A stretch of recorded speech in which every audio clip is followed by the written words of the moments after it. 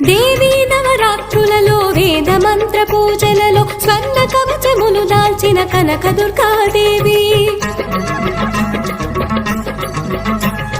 భవబంధాలను బాపే బాలా త్రిపుర సుందరి నిత్యానందము కూర్చే అన్నపూర్ణాదేవి లోక శాంతిని